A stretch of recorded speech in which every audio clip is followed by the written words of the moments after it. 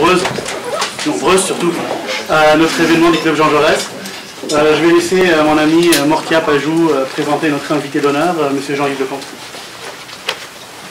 Bonjour, alors notre sénateur des Français de l'étranger va nous parler de sécurité, mais aussi de droits humains. Vous savez que suite aux attentats à Paris en janvier, la législation française est amenée à se transformer, à avoir des modifications pour pouvoir mieux répondre aux risques que représente le terrorisme international. Donc, tout comme au Canada, ce sont des questions importantes où il faut, prendre en compte aussi les libertés individuelles. Donc, c'est ce en quoi va être traité aujourd'hui par Monsieur le Sénateur. Merci. Merci. Si vous m'entendez bien. Pardon?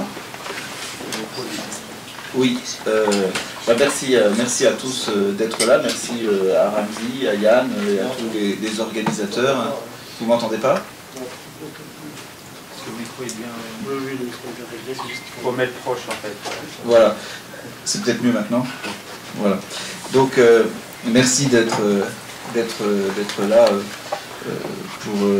pour cet échange sur la question importante et qui fait beaucoup débat dans énormément de pays aujourd'hui sur la manière de réagir au terrorisme et les évolutions législatives et finalement de comportement des États que nous constatons depuis quelque temps en réponse à la menace.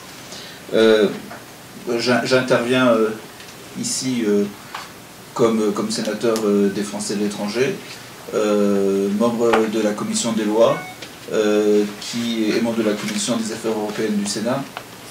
Et sur ces questions, finalement, nous avons depuis un peu plus d'un an beaucoup travaillé, et sans être ni juriste, ni spécialiste de ces questions depuis longtemps, je voulais vous faire part un peu des réflexions que les travaux de ces derniers mois au Sénat m'ont amené à voir sur ces sujets, puis échanger avec vous, parce que comme il a été dit, effectivement, il y a un certain nombre d'évolutions législatives qui font débat aujourd'hui et qui méritent finalement d'être discutées, parce que c'est pas évident de se positionner par rapport à ça. Alors, vous connaissez mieux la situation au Canada que moi. Vous savez, comme moi, qu'il y a eu des événements terroristes au Canada au cours des derniers mois, de la même manière qu'on en a eu en France, il y en a eu en Tunisie, il y en a eu au Kenya, Bamako, et dans beaucoup de pays du monde, mais ceux qui ont beaucoup marqué les esprits sont en particulier ceux-là, ceux de Copenhague aussi. Finalement, on constate une évolution de la menace. Alors si, pour vous parler d'abord de la France, je vais vous parler ensuite un peu de l'attitude et de l'action du gouvernement français. Bon, il y a eu l'affaire Mera en 2012, il y a eu la tuerie de Bruxelles avec Nembrouche, puis au cours de l'été dernier, la prise de conscience progressive que finalement beaucoup de Français étaient présents sur les terrains en Irak et en Syrie, plusieurs centaines, un nombre qui augmentait quasiment de semaine en semaine, qui atteint aujourd'hui plus de 1000, et avec finalement une croissance assez importante à la fois du nombre de femmes, progressivement de plus en plus de femmes, et de plus en plus de nouveaux convertis.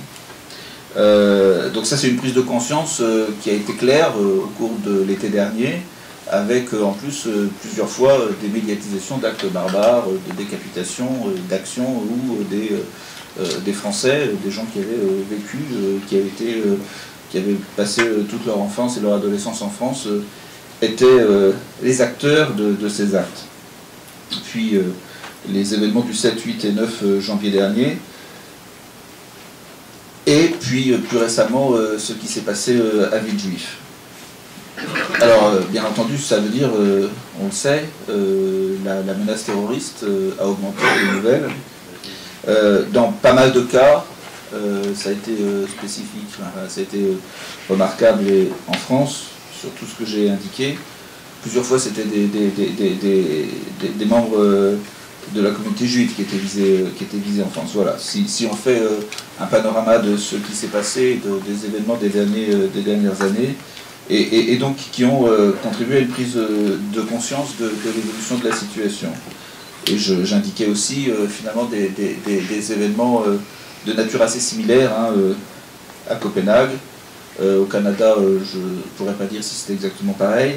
Et puis les événements de Bamako et de Tunisie.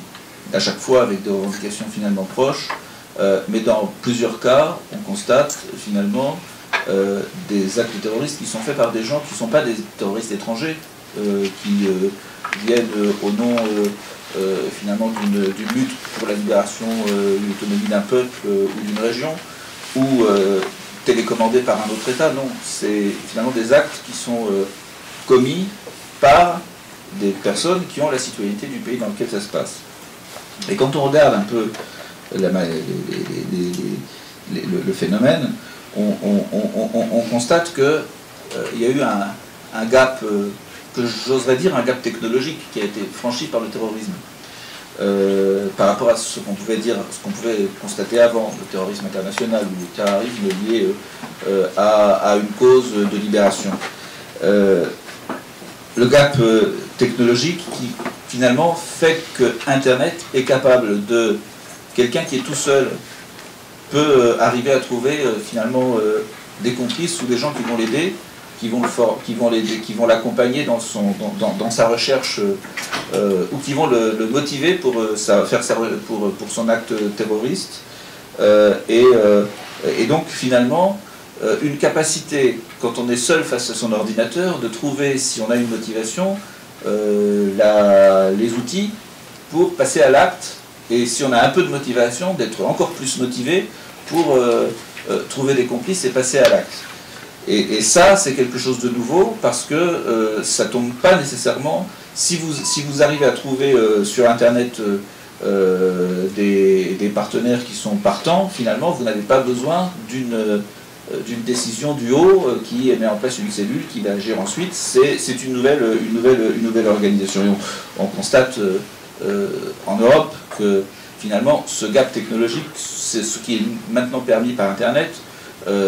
Bon, ça se fait au nom supposé de l'islam, même si c'est un islam radical et un islam finalement totalement qui n'en est pas un, mais au nom quand même de l'islam, de la même manière qu'à une autre échelle.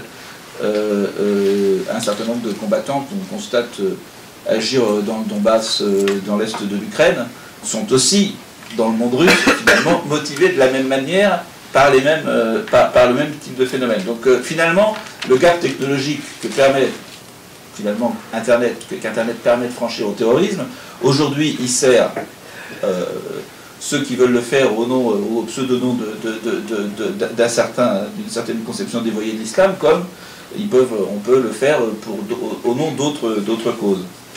Parce que c'est finalement quelque chose d'assez nouveau. Alors, par rapport au phénomène que j'indiquais, à la prise de conscience de la situation en France, il y a eu une volonté au Sénat de travailler. Alors, je vais vous parler de ce qui s'est passé au Sénat, puis je vais vous parler de l'action du gouvernement. Il y a eu une commission d'enquête au Sénat qui a été demandée par le groupe centriste en juin 2014, donc au tout début, avant même encore cet été où tout le monde a pris conscience de la gravité et de la menace pour la sécurité en France, de ce qui se passait en Syrie, en Irak et de la présence de Français. Donc on a travaillé, on a mis en place une commission d'enquête au Sénat à partir du mois de septembre qui a travaillé jusqu'au mois d'avril dernier. Et je vous en dirai quelques mots sur les conclusions. Et en parallèle, le gouvernement français a développé un certain nombre d'actions autour de nouvelles lois. Alors peut-être je vais commencer par évoquer là j'ai un peu un choix, je vais commencer par évoquer la commission d'enquête du Sénat parce que ça permet de cadrer un petit peu l'ensemble, et puis après je parlerai de ce qu'a fait le gouvernement.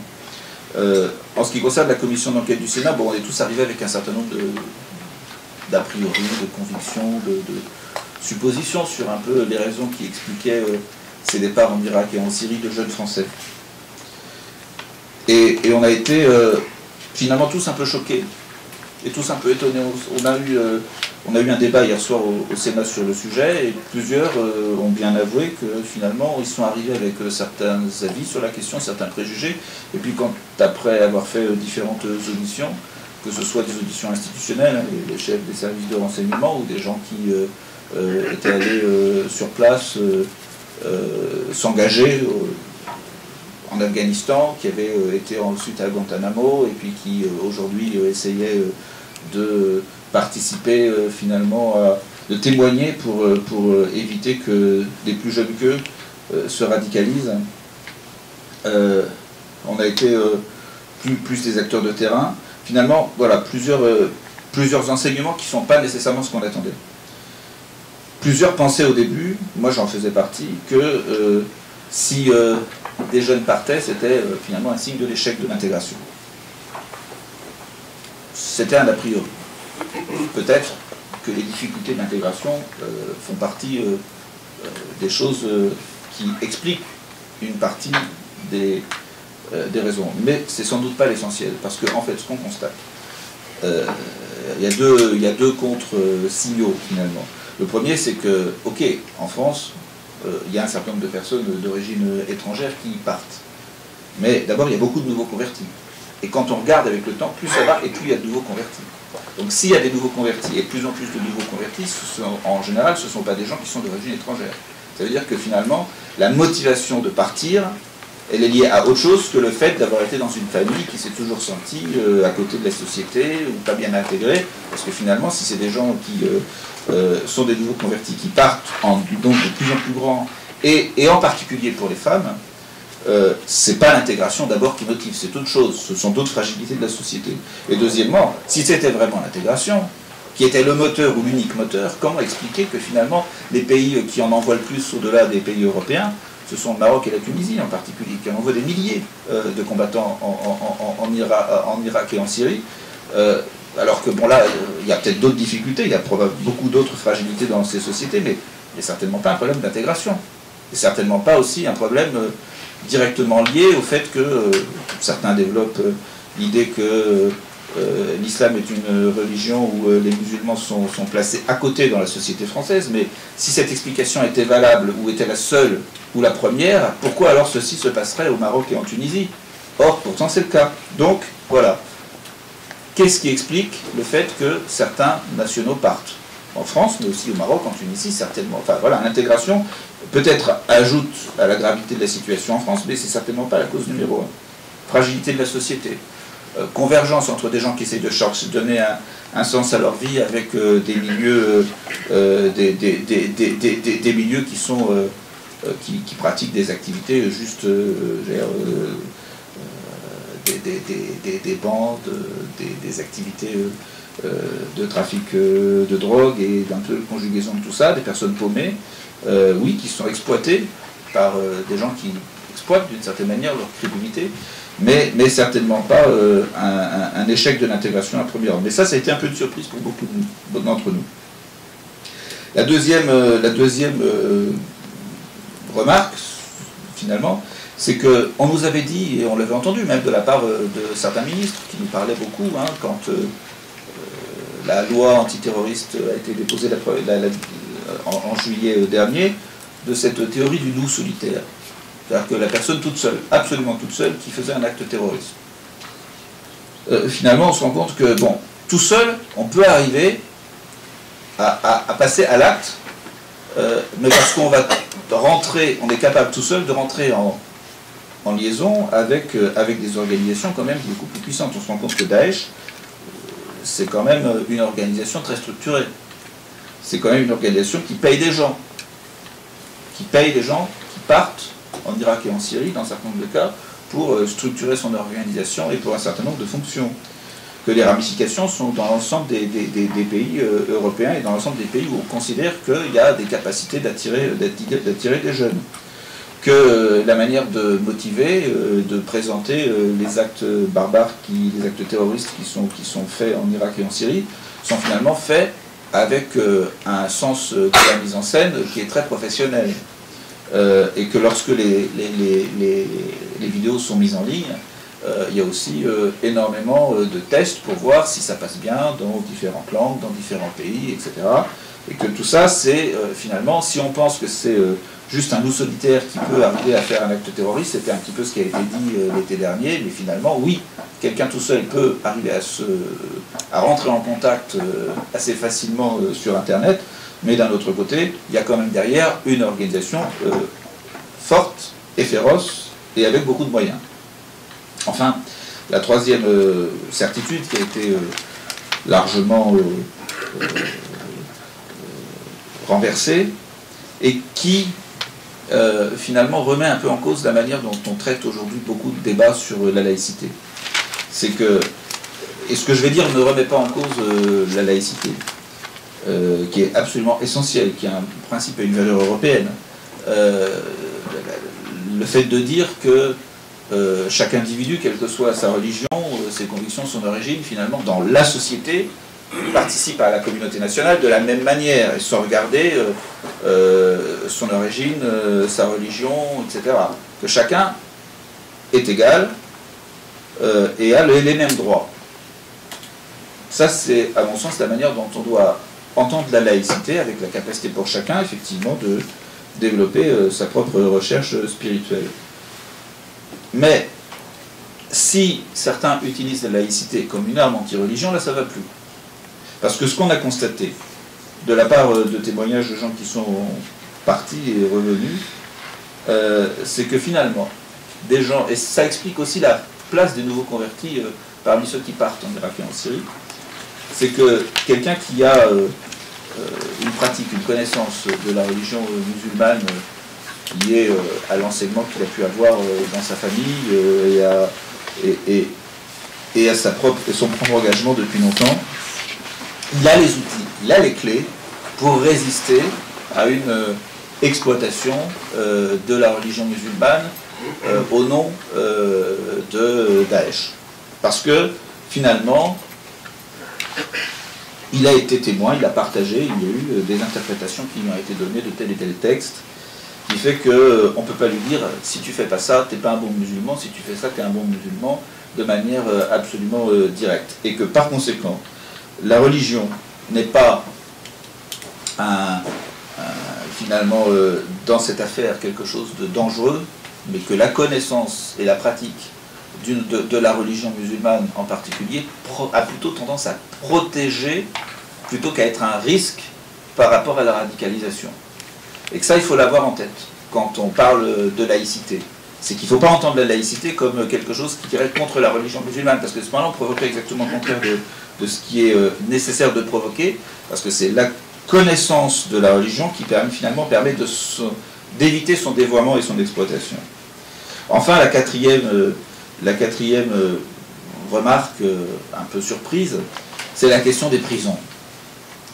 Parce que, bien entendu, on nous a dit, oui, prison, c'est un endroit où il y a énormément de radicalisation, c'est un danger absolu, etc. C'est vrai que c'est difficile en prison.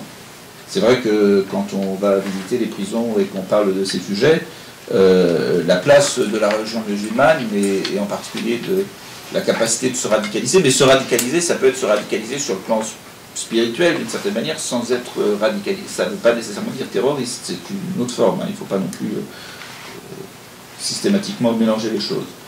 C'est vrai que ça prend une place un peu disproportionnée dans certaines prisons françaises, mais que malgré tout, ce qu'on doit constater, c'est que les personnes qui sont condamnées pour terrorisme, il n'y en a que 13% qui, avant l'acte qui a conduit à leur condamnation pour terroriste, étaient déjà passés par la prison.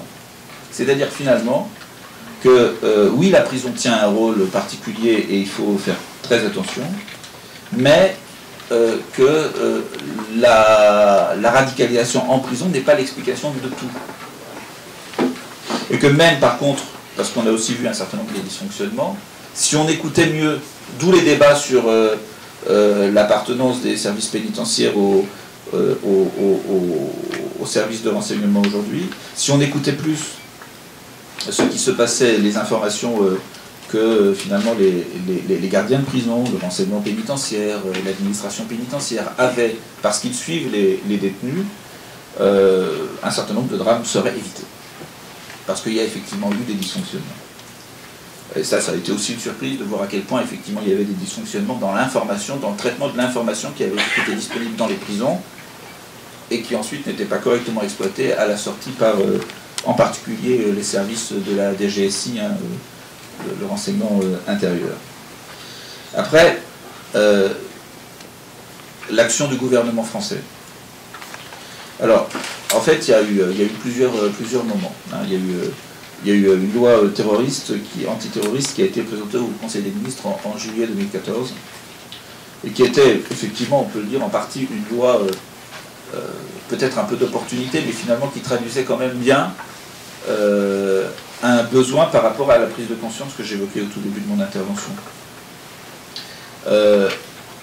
Et puis, ensuite, il y a cette loi sur le renseignement qui fait aujourd'hui couler beaucoup d'encre. Cette loi sur le renseignement... Alors la loi, je vais vous parler des deux. La loi sur le renseignement, il ne faut pas croire qu'elle vient immédiatement... on l'aurait eu de toute façon, quel que soit ce qui s'est passé, quels que soient les drames de janvier. On l'aurait eu de toute façon parce qu'elle vient de loin, ça fait longtemps qu'on en parle. Donc c'est pas finalement une loi d'opportunité par rapport à ça. La loi antiterroriste du mois de juillet, je ne pourrais pas vous l'affirmer de la même manière que s'il n'y avait pas eu la tuerie de Bruxelles, elle aurait eu lieu ou elle n'aurait pas eu lieu. C'était pas encore, il n'y avait pas encore eu l'été, mais qu'est-ce qu'il y a dans cette loi antiterroriste qui a été donc présentée en juillet et votée en novembre par le Parlement? Interdiction de sortir du territoire national pour des gens dont on soupçonne qu'ils peuvent représenter un risque parce que leur sortie du territoire voudrait dire qu'ils vont sur en Irak et en Syrie, en particulier pour la démarche et pour des jeunes ou même des mineurs, parce que souvent, il y a beaucoup vous l'avez sans doute vu dans la presse, il y a beaucoup parmi ceux qui partent qui sont même pas majeurs, ou qui partent de jeunes majeurs qui partent avec leur famille. Donc finalement, interdiction de sortie du territoire. Et depuis que ça a été mis en œuvre, il y a à peu près 70 personnes qui sont effectivement interdites de sortie du territoire pour ces raisons-là. Il faut savoir que l'interdit de sortir du territoire dans ces cas-là, c'est une interdiction administrative, donc il n'y a pas eu de juge judiciaire qui a prononcé, et les gens sont... Ça ne veut pas dire qu'ils sont coupables de quelque chose, ça veut dire qu'on soupçonne qu'ils représentent un risque s'ils partent. Et il y a aussi toute une procédure de remise en cause de cette interdiction devant le Conseil d'État. Deuxièmement, la possibilité de finalement poursuivre quelqu'un pour un acte terroriste lorsqu'il est seul. Parce que jusqu'à présent, un acte terroriste se faisait obligatoirement en bande organisée dans le code pénal. Donc une évolution de ce point de vue-là. Enfin, une évolution en termes et sur ça j'ai marqué mon opposition, en termes d'abus de liberté d'expression. On considère dans la loi qu'aujourd'hui, faire de l'apologie du terrorisme est un acte terroriste en soi. Et ça, moi, je n'étais pas d'accord avec cette évolution. Parce que, finalement, je ne vais pas défendre l'apologie du terrorisme. Mais, et je l'évoquais tout à l'heure, quand dire que quelque chose est terroriste, dans un certain nombre de cas, ça nous semble évident. Mais quand c'est un mouvement de libération nationale, comment est-ce qu'on va le qualifier? Est-ce que c'est si évident que ça, de dire... Pour un Indonésien, dire « vive la Papouasie libre », c'est en soi déjà une apologie du terrorisme. Et donc, à partir de là, moi, ça me semble... La différence entre résistance dans un certain nombre de cas et terrorisme, elle n'est pas toujours évidente. Et en plus, faire une apologie du terrorisme, c'est effectivement un acte condamnable, mais c'est pas la même chose que d'attenter à une vie. C'est finalement des choses qui jusqu'à présent étaient en France condamnées par, et dans le cadre de la loi sur la liberté de la presse de 1881, avec un certain nombre d'autres actes condamnables, qui sont en soi des délits, d'abus de liberté d'expression, l'antisémitisme, la négation de la Shoah, des discriminations,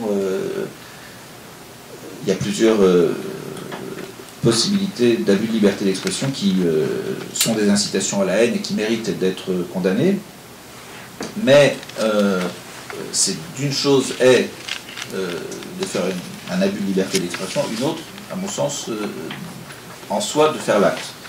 Mais ce que le gouvernement considérait, c'est que il y avait finalement une industrialisation de cette apologie du terrorisme qui, en soi, était de la mobilisation pour des terroristes potentiels, et que c'est la raison pour laquelle on a voulu passer d'un côté placer de l'abus de liberté d'expression à acte terroriste en soi. Parce qu'en soi, beaucoup de gens qui pratiquaient cette apologie du terrorisme ne la faisaient pas simplement comme, finalement, délit d'expression, mais comme un acte qui posait la motivation pour faire des actes terroristes. Et donc là, il y a on va revenir sur ce sujet probablement dans les semaines qui viennent, en particulier sur l'antisémitisme, parce qu'il y a eu des annonces du gouvernement, mais moi je pense que je resterai sur ma position. Il faut faire très très attention quand on fait évoluer la loi sur la presse. La deuxième chose, c'est les blocages d'un certain nombre de sites internet qui ont été mis en place dans cette loi antiterroriste.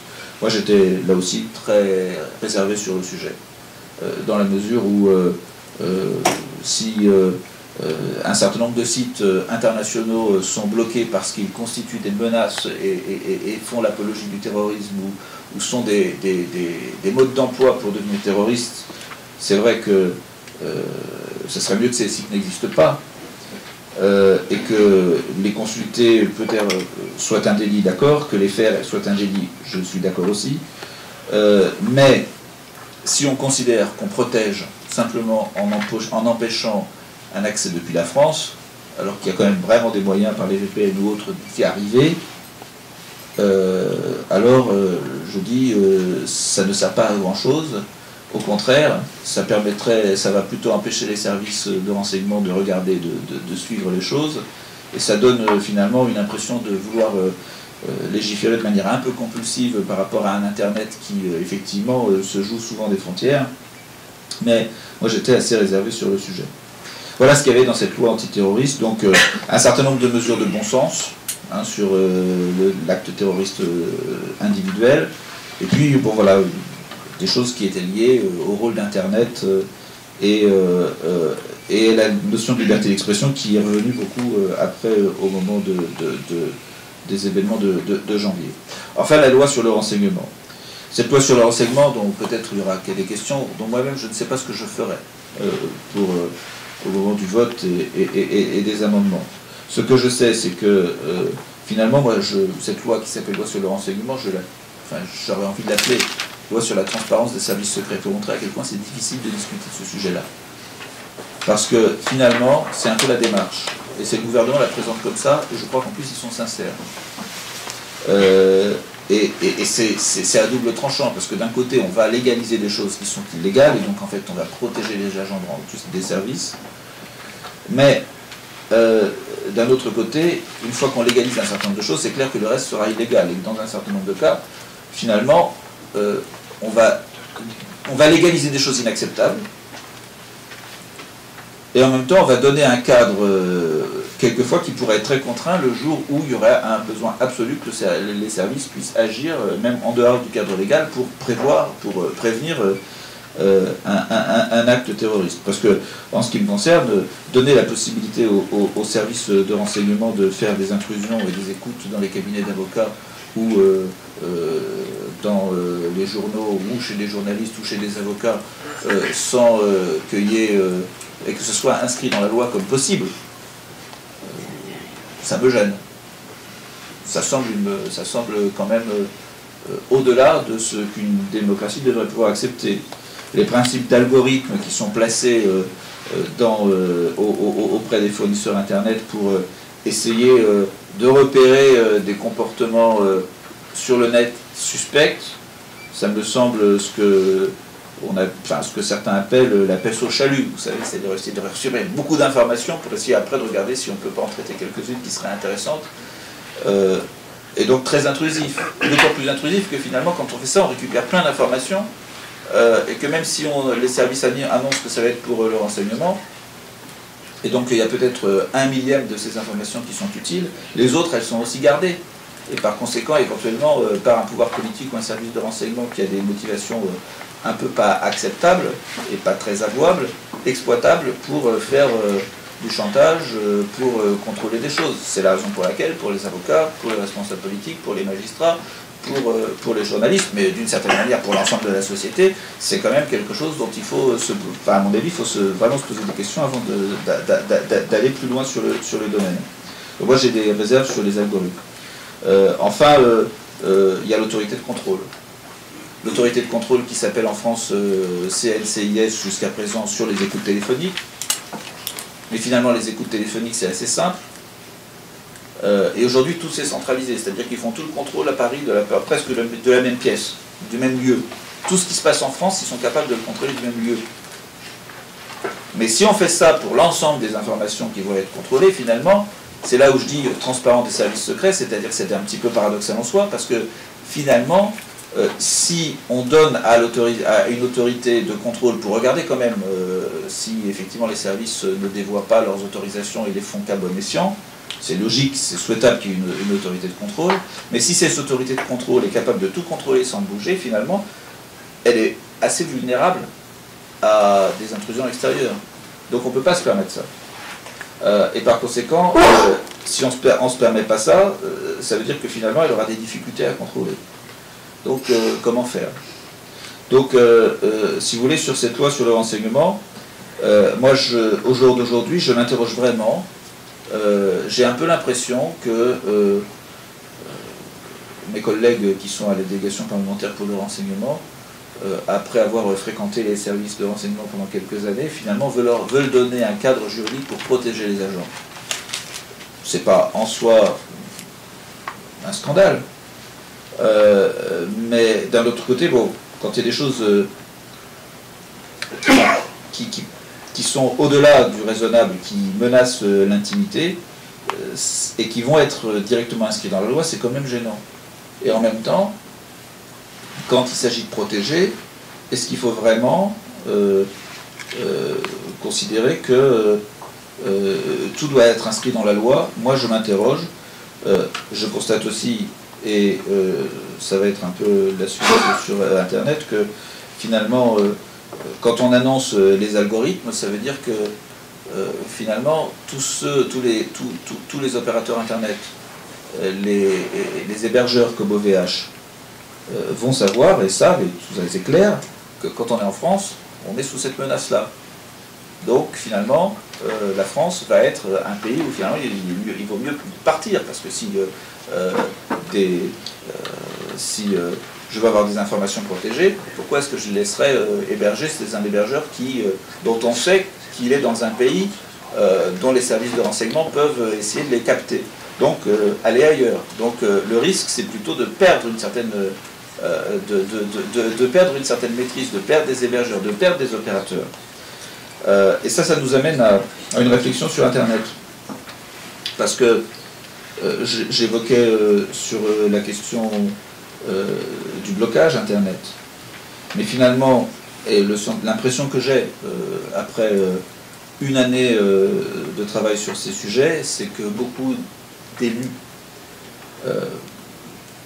c'est vrai que Internet se joue des frontières. Et que par rapport finalement aux États traditionnels, c'est une remise en cause de la souveraineté des États. On n'a plus besoin de frontières. C'est avant, voilà, pour l'information, pour l'expression, pour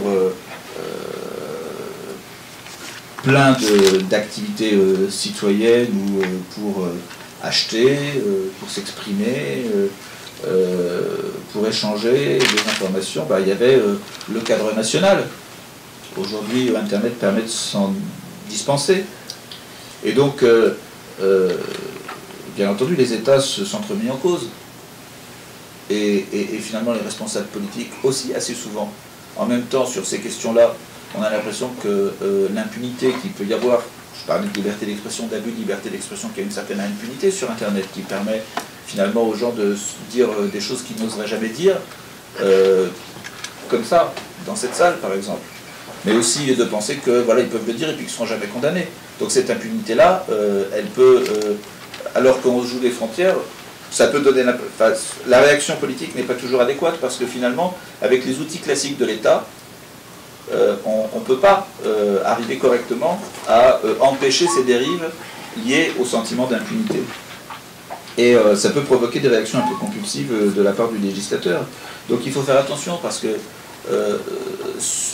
Internet, je le disais, représente effectivement un outil qui a permis finalement aux terroristes de passer un gap technologique, mais d'un autre côté, c'est quand même un outil fantastique de liberté d'expression. Il ne faut pas l'aborder sur cette question. Je parlais des fragilités de la société.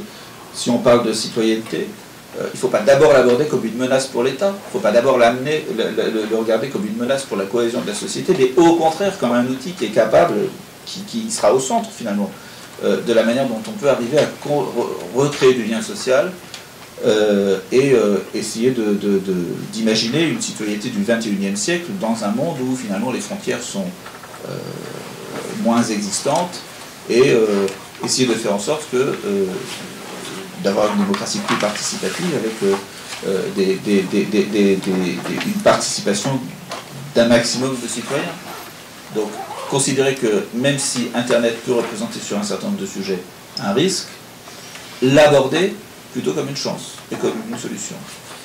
Faire en sorte, sans naïveté, et savoir aussi que si dans un pays le législateur apparaît comme trop compulsif ou négatif vis-à-vis d'Internet et trop décalé parce que prenant des dispositions qui sont à la fois inapplicables comme le blocage et en même temps qui va rajouter des pénalités si c'est consulté, alors que de toute façon tout ça c'est inapplicable, va conduire à un espèce de décalage entre la société et le législateur qui va ne faire qu'aggraver le cas et aller dans le sens contraire de ce qui est nécessaire, c'est-à-dire finalement créer cette citoyenneté numérique qui doit être aussi une citoyenneté politique.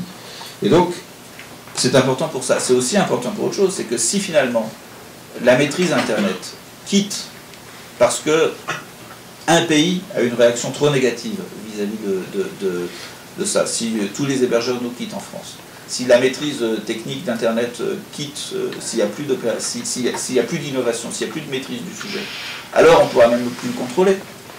Donc finalement, on va tout perdre. Donc, moi, je suis... il ne faut pas être naïf sur ce qui peut être fait sur Internet, et il y a besoin de beaucoup de régulation, mais il faut faire attention à ne pas perdre le fil ou à ne pas créer finalement un décalage entre les acteurs, et en particulier les jeunes, et puis tous les acteurs Internet et les sociétés qui vivent de ça, et puis le monde politique, et ça, c'est pas garanti d'avance.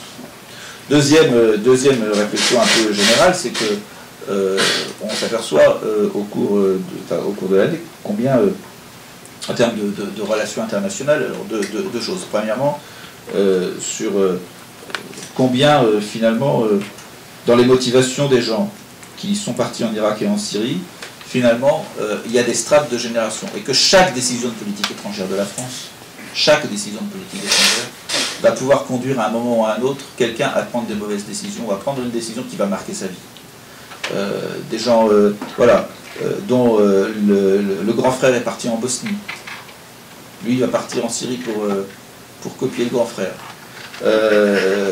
Lorsque on dit à l'été 2013 que la situation en Syrie après les bombardements chimiques mérite une intervention, et qu'il y ait des jeunes qui partent en disant même pas cap d'intervenir. Voilà. Toute décision, toute prise de position peut avoir des effets dans la vie de quelqu'un individuel et provoquer ça. Donc faire très attention. Aujourd'hui, on critique beaucoup les décisions qui ont été prises vis-à-vis de la Libye en 2010, 2011. Beaucoup de gens les avaient soutenus à l'époque.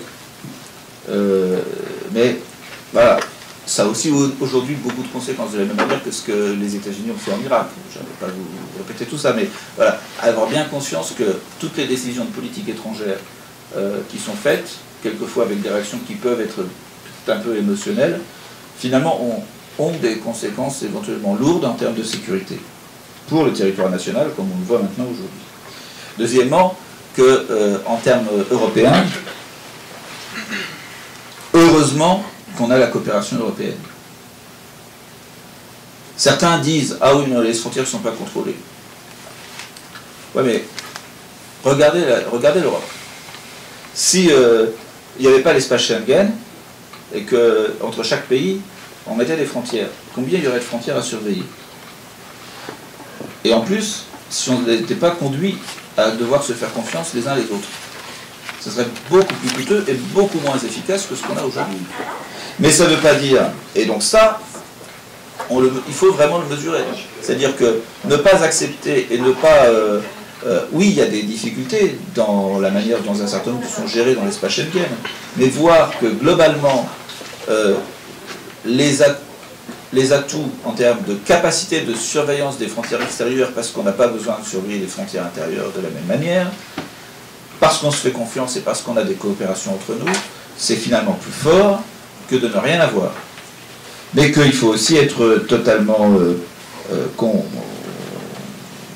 clair et rationnel sur le sujet, qu'il y a énormément de choses sur lesquelles il faut progresser. On parlait souvent, enfin la volonté française de faire un PNR européen, vous savez, comme ce que les États-Unis ont fait en termes de liste de passagers qui prennent l'avion. Bon, on est en train d'en faire un français. Mais c'est idiot. Enfin, c'est idiot. Ça ne sert pas à grand-chose. Parce que si on met tous ceux qui partent de France en avion, bah écoutez, quelqu'un prend la voiture jusqu'à Barcelone et puis part, et puis on ne verra pas. Donc ça ne sert à rien. Ensuite, moi, je vais vous dire, quand je voyage en avion en France, il n'y a pas une fois sur deux où on me surveille mon identité. Donc si on n'est pas capable de vérifier l'identité, à quoi ça sert d'avoir la liste des passagers si on ne surveille de toute façon pas l'identité? Donc il y a de ce point de vue-là, il y a quelques évolutions à faire, il ne faut pas... et puis, là encore, il vaut mieux essayer de convaincre tous les partenaires européens pour faire des petites avancées, plutôt que de faire des pseudo-grosses avancées tout seul, qui finalement nous coûtent cher et ne font pas avancer grand-chose. Mais la zone Schengen mérite d'être mieux surveillée. Ça c'est très clair, on en fait beaucoup, mais l'entrée dans la zone Schengen, la sortie de la zone Schengen mérite d'être plus surveillée, ne serait-ce que par rapport aux sorties de territoire que j'évoquais dans la loi antiterroriste. Enfin, sur tout ce qui est politique de visa, on a finalement un espace de liberté de circulation avec différents pays qui sont susceptibles de délivrer des visas Schengen, de droit à rentrer sur l'espace Schengen, sauf que moi je constate que d'un pays à l'autre, les conditions ne sont pas les mêmes. Alors ça c'est pas normal. Bon, donc il y a de ce point de vue-là un certain nombre de choses à faire. Et je ne vous parlerai pas de toutes les questions qui sont liées à l'immigration, qui sont d'un autre sujet, mais qui mériteraient aussi d'être beaucoup plus en convergence. Voilà ce que je peux aller après maintenant sur peut-être quelques réflexions un petit peu plus larges sur un certain nombre de préoccupations, je pense qu'il faut avoir, ou les débats d'après Charlie. D'abord que si dans cette affaire il y a une chose qu'il ne faut jamais oublier, c'est toujours d'essayer de se mettre à la place de l'autre, parce qu'il y a beaucoup d'incompréhension, beaucoup de choses qui sont liées à une méconnaissance. J'en parlais tout à l'heure sur les religions, mais souvent, enfin, certains évoquent les chocs de la civilisation, mais les chocs de la civilisation, c'est surtout des chocs d'ignorance, hein, souvent. Et c'est important, finalement, d'essayer de se comprendre et d'essayer de voir avec les yeux de l'autre, parce que finalement, la situation qu'on observe aujourd'hui en France, c'est une situation qu'on observe en Europe, mais j'évoquais la situation de Tunisie, j'évoquais la situation du Maroc, on pourrait aussi parler de ce qui se passe en Turquie. Finalement, on voit bien qu'on est dans un espace où on est totalement tous interdépendants, avec des points de vue différents, des cultures différentes, et que finalement, la solution ne pourra se trouver qu'en commun. Donc en fait, il faut se comprendre. Parce que, probablement parmi les objectifs des terroristes, il y a bien celui de provoquer un choc de civilisation, de séparation, de capacité de s'ignorer les uns les autres, pour avoir tous peur les uns des autres, et sortir toute capacité de rationnel et toute capacité de proposer un modèle démocratique et de liberté à la place de leur modèle de domination. Donc c'est important de se comprendre, et ça c'est essentiel. La deuxième chose, c'est que, voilà, j'évoquais tout à l'heure la question de la laïcité. Sur les questions de liberté d'expression, il y a besoin de retrouver finalement les moyens d'expliciter la société, parce que voilà, il y a beaucoup de débats sur voilà, pourquoi est-ce que faire l'apologie du terrorisme c'est mal, et puis dire on peut dire tout ce qu'on veut sur ce que fait l'armée israélienne à Gaza. Pourquoi est-ce qu'on dirait que c'est interdit, c'est un délit d'être en Syrie, et qu'on trouve normal qu'un Français d'origine, un Français de confession juive puisse aller en Israël et aller dans l'armée israélienne? Et il y a des raisons à ça. Parce que dans un cas, finalement, bon, la personne qui s'engage dans Tsahal parce qu'il va en Israël, elle ne représente pas un danger quand elle rentre en France.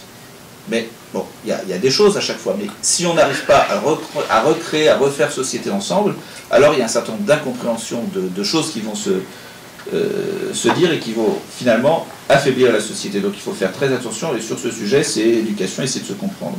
Mais d'abord, essayer d'avoir, pour les responsables politiques et pour l'ensemble, avoir une vision de la société qui inclut, et donc finalement un projet commun. Et de ce point de vue-là, la manifestation du 11 janvier, où il y avait des origines très différentes et des motivations très différentes à manifester, était un point, à mon sens, sérieux d'optimisme. Alors aujourd'hui, maintenant, c'est très critiqué par un certain nombre de gens, mais moi, je reste sur cette position. J'ai manifesté le 11 janvier, j'ai constaté qu'autour de moi, il y avait des gens qui avaient des motivations différentes de manifester, mais qui en étaient tous finalement satisfaits, parce que même avec des origines différentes, des points de vue différents, on avait la même volonté de manifester à la fois contre l'horreur qu'on avait vue, pour la liberté d'expression et pour une certaine conception de la société.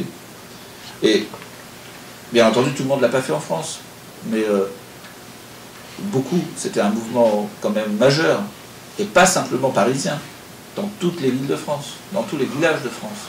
Il ne faut pas nier cette chose. Bien entendu, comme à tout moment de l'histoire de France, il y a toujours des gens qui se sont trouvés en décalage. Bon, est-ce qu'il y a eu un moment où il y a eu 100% de la population dans un camp? Jamais. La Révolution française?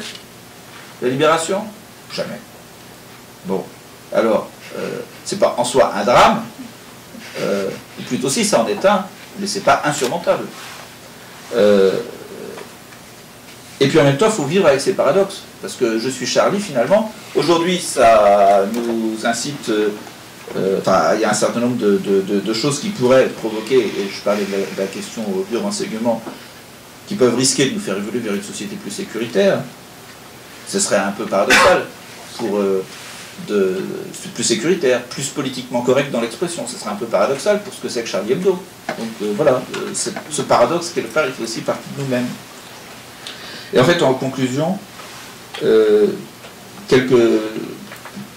quand je fais une conférence un peu comme celle-ci à Barcelone, et j'avais un professeur français qui avait habité au Kenya, qui avait été victime d'un acte terroriste quand il était à Nairobi. Il me disait, mais quand on n'est même pas sûr de sa propre sécurité et de la sécurité de ses enfants à 30 secondes, on n'est plus rationnel. On ne peut plus penser normalement, on a juste une volonté de se défendre, on est dans l'instinct, et on n'est plus du tout capable de penser respect, droit, etc. On est juste là pour défendre ses enfants et soi-même de la manière la plus basique. C'est totalement légitime. Mais d'où cette remarque, dès que la peur envahit totalement la société, il n'y a plus de capacité de démocratie. Donc, c'est absolument essentiel, si on veut garder une société démocratique, de faire en sorte que la peur soit maîtrisée. Parce que s'il n'y a plus de peur maîtrisée, il n'y a plus de société démocratique. Ça peut être brutal, ça peut être progressif, Mais s'il y a une peur dans la société, si l'insécurité, finalement, si la société est en tension, l'insécurité domine, c'est très dangereux pour la démocratie. Et en même temps, on sait bien que les citoyens attendent cette sécurité. Donc, sans rentrer dans les clichés, ce matin, je prenais le taxi pour arriver à l'aéroport, et le chauffeur de taxi me disait, mais... il me disait, oui, la loi sur le renseignement, c'est très bien, etc. Je dis, oui, mais vous savez, quand même, les services de renseignement pourraient mettre des caméras, une caméra dans votre voiture, une caméra dans votre chambre à coucher, et en plus, ils auraient le droit. Ah non, bon, vous savez, j'ai rien à craindre, moi je suis pas terroriste, ils peuvent le faire. Bon, je suis pas sûr que tout le monde serait comme ça, et puis, je suis pas sûr que ce soit vraiment la solution. Hein. Voilà, donc, la question de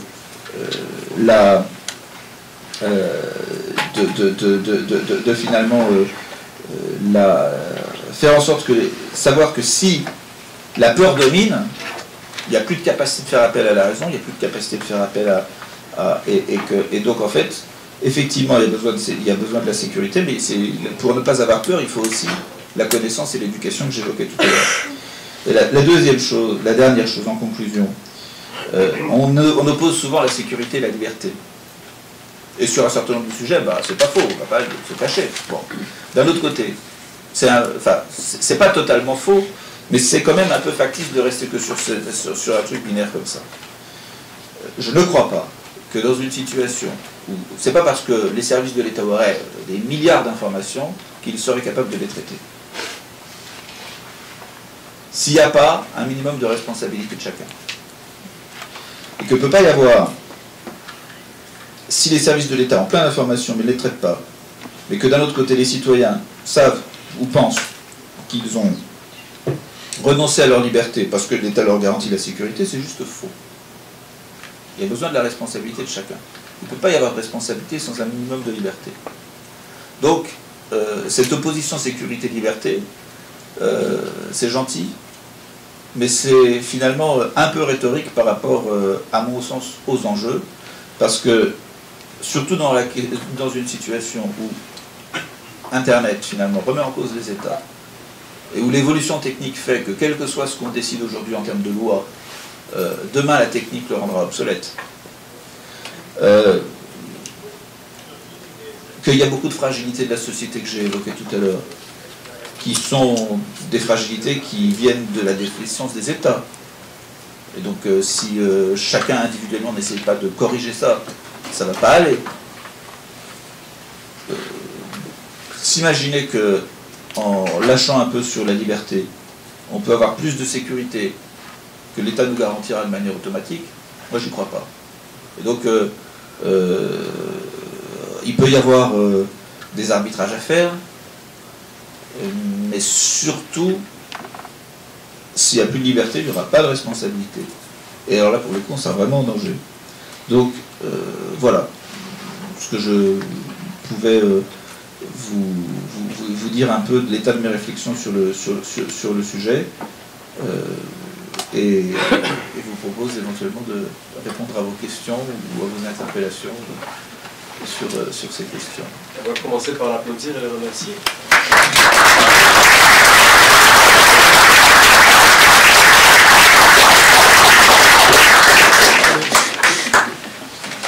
Pour les questions, je vais juste vous demander de vous lever, vous présenter, juste votre nom suffira. Vous posez votre question et puis on va vous lever la main, comme ça j'aurai l'ordre, enfin on aura l'ordre pour vous donner la parole avec plaisir.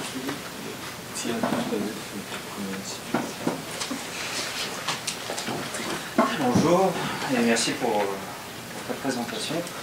J'aurais... Tu te présentes, hein? Oh, Étienne Schmitt. Merci. Je suis vice-président du club Jean Jaurès. On est vraiment très heureux de t'accueillir. Ma question sera plutôt un commentaire. Tu parlais des commissions que fait le Sénat. Je pense que le Sénat est une bonne institution. Elle en fait souvent sur énormément de sujets. Par contre, c'est quand même étrange que tu parlais de tes a priori. Depuis 30 ans, des chaires universitaires participent à déconstruire ces a priori. Depuis 30 ans, la recherche publique voit son budget s'amoindrir comme peau de chagrin, peut-être pour la sécurité, peut-être pour autre chose, on n'en sait rien. Et les gentils technocrates qui nous dirigent estiment que c'est pas très utile à notre société. Et ça fait quand même depuis 30 ans que ces gens-là répètent que ces a priori sont totalement... A priori. Merci. Donc voilà, je me demande pourquoi on s'évertue à payer des universitaires qui disent des choses essentielles et que finalement on n'écoute pas. Ça c'est pour un commentaire général, et puis le deuxième commentaire c'est plus une question de renseignement. Tu as dit 1000 Français en Syrie, j'ai plutôt lu 2000. Ok, on n'est pas à quelques milliers de près, mais ça fait quand même pas mal de monde. Et je me demande pourquoi les gens qui sont allés en Bosnie, qui sont allés en Afghanistan dans les années 80, tous ceux-là n'ont pas été poursuivis en justice. Je me demande pourquoi les soutiens financiers des groupes terroristes ne sont jamais poursuivis. Je me demande pourquoi la France fait un accord avec le Qatar, alors que le Qatar soutient très officiellement les groupes terroristes. Voilà. Voilà. Merci de m'apporter ton avis. On va prendre 2-3 questions avant d'avoir une réponse de Moi, oui. Paul Muller, sur un sujet tout à fait différent. Vous avez touché aux autorités de contrôle en France. Ici au Canada, nous avons eu cet hiver un débat sur un projet de loi sur le renseignement, sûrement au courant, qui s'appelle C-51. Et un des débats à l'intérieur de en rapport avec ce projet de loi-là, c'était quel devrait être le bon mécanisme institutionnel pour contrôler les services de renseignement. Et quand on regarde les modèles que nous avons qui se trouvent aux États-Unis, on voit qu'il y a une assez grande variété. Si je commence par les États-Unis, ils ont leur cours spécialisé pour le renseignement. Ils ont aussi la commission du Sénat qui interroge les responsables de temps en temps. Chez nous, au Canada, nous avons un comité de supervision, de suivi, je ne me rappelle pas de son terme exact, qui regarde a posteriori, donc sur une base d'audit, le travail du SCRS, notre service de renseignement, mais qui n'intervient pas live, là, comme vous avez évoqué, je crois, pour le cas français. Nous avons aussi les cours qui donnent des autorisations aux services de renseignement pour faire des écoutes ou des interventions directes. Alors, je suis curieux de vous entendre sur quel est le dispositif institutionnel en France pour le contrôle, que ce soit en direct, là, au moment précédant les interventions, donc qui donne des autorisations, et aussi un contrôle plus rétrospectif, là. Et donc, il y a différents modèles. Je vous ai évoqué le modèle américain, le modèle canadien, et vous en connaissez peut-être d'autres. J'aimerais avoir vos vues là-dessus. Oui, pardon, bon, il y a des choses à faire.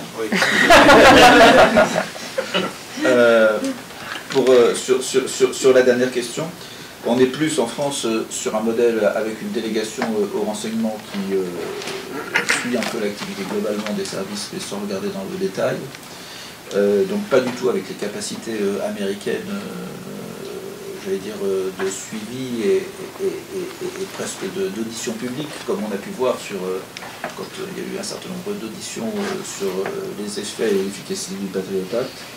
On est plus sur un comité de supervision qui s'appelle aujourd'hui Conseil national pour CNCIS, pour les interceptions de sécurité, Commission nationale de contrôle des interceptions de sécurité, qui est une instance dont le président est un membre du Conseil d'État, qui a été nommé par le président de la République après validation des commissions des lois de l'Assemblée nationale et du Sénat, mais qui fait un contrôle a posteriori.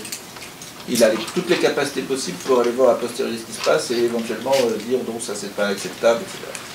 Ce qui est prévu dans le nouveau système, c'est que, sauf en cas d'urgence absolue ou opérationnelle, qui sont encadrés,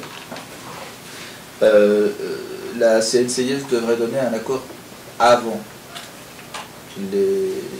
l'intrusion. à ceci près que l'accord n'est pas un accord liant, c'est-à-dire il va donner un avis, elle donne un avis, et puis après la nouvelle commission qui serait plus CNCSP, CNCTR donne un avis, le Premier ministre en fait ce qu'il veut, mais si la CNCTR considère que le Premier ministre dans cette affaire a tort de ne pas suivre l'avis de la commission pourra aller au Conseil d'État pour demander au Premier ministre d'arrêter, donc au service de renseignement d'arrêter. Ça c'est le dispositif qui est prévu. Tout le débat qu'on va avoir, c'est aussi la capacité, parce que tout ça c'est de l'administratif, c'est la capacité de faire intervenir le juge judiciaire à un moment de la procédure ou pas. Sachant qu'aujourd'hui les autorités défendent le fait que les services de renseignement sont du domaine de l'administratif, sont du pouvoir exécutif, et que dans l'action préventive à un acte terroriste et pas dans l'instruction judiciaire d'un acte qui doit être instruit et doit ensuite éventuellement être jugé et puni. Donc le gouvernement aujourd'hui refuse l'idée qu'un juge judiciaire puisse intervenir dans des accords pour le renseignement. La chose est différente lorsqu'il s'agit d'instruire un acte terroriste ou l'engagement de quelqu'un dans un acte. Parce qu'à ce moment-là, c'est effectivement le juge judiciaire qui décide d'un certain nombre de choses, d'un certain nombre d'intrusions, d'écoutes, etc. Et le paradoxe qu'on pourrait avoir, c'est que finalement, quand on regarde ce qu'il y a dans la loi, on donnerait aux services de renseignement des capacités d'avoir des informations et de suivre un certain nombre de choses qui sont supérieures à ce qu'aujourd'hui les juges antiterroristes ont en France. Et c'est tout le problème. Même si les informations qui seraient obtenues de manière administrative ne seraient pas exploitables après au niveau judiciaire. Alors sur les questions que tu poses, Étienne, je partage ton avis sur le Qatar, totalement. Totalement. Je ne comprends pas pourquoi on n'a pas remis en cause la convention fiscale entre la France et le Qatar. J'ai une question écrite sur le sujet depuis des années. Officieusement, on m'a expliqué qu'on ne remettrait pas en cause cette convention, même si on n'en ferait pas d'autres comme ça. Bon, à la limite, je préférerais qu'on fasse ça avec tout le monde, plutôt qu'avec juste les Qataris. Mais enfin bon, comme ça, c'est les seuls qui payent pas l'impôt sur la fortune en France. Mettre 5 ans avant de le payer, par exemple, un certain nombre de choses, c'est juste aberrant. Quand on voit après, autre question que j'ai posée aussi, c'est comment se fait-il que Boko Haram a des armes françaises? C'est le ministère tchadien de la Défense qui l'indique. Bon, j'imagine qu'on ne l'aura pas vendu directement. Voilà, donc sur le Qatar, je suis d'accord avec toi. Bon,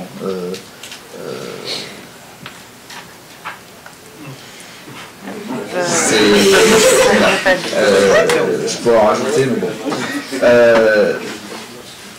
Il y a une chose différente sur l'Afghanistan, sur la Bosnie, avec ce qui se passe. C'est un peu ce que j'évoquais sur finalement des gens qui s'engagent dans ça aussi. Il y a une différence. Il y a à chaque génération, finalement, à chaque génération, il y a des luttes. Il y a des luttes qui peuvent engendrer, qui peuvent inviter, surtout des jeunes, à partir pour combattre en Espagne, en Argentine, dans telle ou telle partie du monde. Et en soi, dans un pays de liberté, on ne va pas empêcher quelqu'un d'aller jusqu'au bout de son combat. Hein. C'est pas en soi... Si, par contre, dans le cadre de ce combat, il est coupable de crimes de guerre, ou de crimes de génocide, ou de crimes contre l'humanité, il sera, en étant français, même en étant à l'étranger, il est redevable devant la justice française. Mais, en soi, je défendrai la capacité de quelqu'un, d'une personne, d'un Français qui a envie de s'engager pour une cause de manière individuelle, quelle qu'elle soit dans le monde, je ne vois pas pourquoi on interdirait. Enfin, en tout cas, aujourd'hui, c'est ma position. Et je constate qu'à chaque génération, il y a toujours eu des causes qui ont conduit certains à s'engager militairement dans des causes qui n'étaient pas des causes de la France, mais qui finalement étaient des causes individuelles. La différence avec ce qui se passe en Irak et en Syrie, c'est que là, quand ils y vont, finalement, ils sont ensuite conditionnés pour devenir dangereux sur le territoire national. C'est tout à fait différent, avec une cause valable ou pas, enfin, je veux dire, que je pourrais considérer comme honorable ou pas, mais qui ne présente aucun danger de retour sur le territoire national. C'est dans la finance, après. Pardon? C'est dans la finance. Ah ouais, le financement, c'est autre chose. Ah ouais. Je donne un autre exemple. Quelqu'un, je condamne absolument... Enfin, quelqu'un qui... Un Français, et il y en a, qui est engagé, qui va s'engager avec les séparatistes dans l'est de l'Ukraine. Bon, c'est en soi, à mon sens, pas bien. Bon, enfin, bon, s'il veut le faire, il est libre. Par contre, si il fait un acte crime de guerre, il sera redevable devant la justice, c'est clair. Bon. Mais en soi, au jour d'aujourd'hui, je ne pense pas qu'il représente un danger quand il rentre sur le territoire national. Donc c'est différent de ce qui se passe en Irak et en Syrie, où là, ça devient un danger. Et c'est là. Alors après, le 1000-2000, pour moi, j'en suis à 2000 en tout, et 1000 aujourd'hui. Avec ceux qui sont venus, etc. Voilà, c'est... Bon. Sur le financement, bon, Qatar, il y a un certain nombre de réseaux. Maintenant, je sais, je parlais aussi de la convergence avec ce qui pouvait se passer dans un certain nombre de zones, ou même en France, dans un certain nombre de trafics qui peuvent être effectivement impliqués, ou ce que fait Daesh avec la Turquie en termes de trafic de carburant. Sur les universitaires, oui, écoute, moi-même j'avais des a priori, voilà, où j'en avais certains, où j'avais des doutes, voilà. Mais ce que je constate, si tu veux, c'est que même des gens dont je pouvais espérer qu'ils aient moins d'a priori que moi, ils ont été aussi surpris, voilà. Donc, bon, voilà, personne n'est parfait, non plus. Monsieur et puis madame. Bonjour, mon nom est René Jean Raveau. Je voudrais revenir sur, je suis d'accord avec la plupart des choses que vous avez dites et qui ont été dites ici, je voudrais revenir sur le point, l'apologie du terrorisme. Il y a un secteur que vous n'avez pas touché, parce que ce qu'on sait du fonctionnement de la propagande de Daesh et des différents organismes terroristes sur Internet, d'après ce qu'en disent les journaux, il y a souvent deux parties. Il y a une première partie critique qui rejoint un petit peu la question de l'intégration, mais l'ensemble de la société occidentale et même du christianisme, etc. Et là, on voit, ils se servent de ce qu'on a dit des déconstructionnistes, des nihilistes, de tous les gens qui ont critiqué nos sociétés, les 68 heures attardées, etc. Tous ces gens-là sont convoqués et figurent dans cette critique de la société occidentale. Et ensuite, la deuxième partie consiste à dire, puisque c'est comme ça chez vous, venez nous battre avec nous, parce que nous, on n'est pas l'esclave de l'argent, on a toute une autre attitude vis-à-vis de l'humanité, vis-à-vis du monde, etc. On veut établir un califat humaniste, etc. Même avec les instruments qu'ils utilisent. Mais néanmoins, et ça m'inquiète énormément, parce que où est la frontière entre, d'une part, ce qui est vraiment une incitation à la violence, la France et le Canada, j'ai d'ailleurs été expert témoin sur des questions comme ça, on a tout un appareil déjà pour protéger les questions de incitation à la haine, incitation à la violence sur des groupes particuliers, que ce soit la langue, que ce soit le pays d'origine ou que ce soit la religion, etc. Il y a déjà tout un appareil, et la France en a un qui était quand même assez bien huilé. Donc le problème n'est pas tout à fait là. Le problème, ma question fondamentale, c'est où est-ce qu'on va mettre la barre entre ce qui est vraiment d'incitation à la haine et tout le contexte. Parce que dans mes témoignages, c'était un groupe d'antisémites canadiens, etc. Et ma stratégie, on m'a demandé de faire quelque chose là-dessus, ma stratégie, c'est de montrer que ce que racontait ce groupe était absolument identique à la propagande de Goebbels. Et là, il y a un piège, parce que dans la propagande de Goebbels, il y a bien des choses qui ne sont pas forcément dirigées avec ça. Il y avait des tas de trucs. Par exemple, dans la propagande de Goebbels, tous les historiens reconnaissent qu'il s'est inspiré du marketing américain de l'époque. Donc, est-ce qu'on doit aussi condamner le marketing américain dans tout le processus, où ça commence et où ça finit? En fait, je crois que le point est posé. Enfin, oui, excusez-moi. Merci. Voilà. Oui, je ne vais pas en rajouter sur le Qatar, je pense que... mais je voulais poser la même question, mais c'est au-delà des financements, etc. Il y a même... j'ai eu un débat sur le PSG, puis j'ai eu la chance de tomber sur un sportif qui me disait « Oui, mais c'est du sport ». On en est là à ce point de paradoxe que vous soulignez chez des Français, mais c'est sur la page du ministère de l'Intérieur, je pense, ou de la Défense, où on nous fait bien comprendre que le Qatar est notre ami, et que sans eux, il y a plein de secteurs dans l'immobilier qui seraient dans un état catastrophique, et on n'y croit pas une seule seconde. Mais pour revenir sur la mobilisation de la manifestation, qui en fait en soi, vous avez raison, est un véritable élan démocratique, on sait très bien que dans le cortège, il y avait aussi des gens qui ne servent pas du tout les libertés d'expression. Pour n'en citer que quelques-uns, l'Arabie Saoudite et le fait que le journaliste s'est fait flageller. Mais je ne vais pas revenir, le but, c'est pas de créer un débat, mais si on est capable de surveiller tous ces propos extrémistes, comment on peut interagir sur la diplomatie française et essayer de remettre un tout petit peu d'éthique là-dedans? Parce qu'on est d'accord qu'on est dépendant en termes d'énergie de ces pays-là.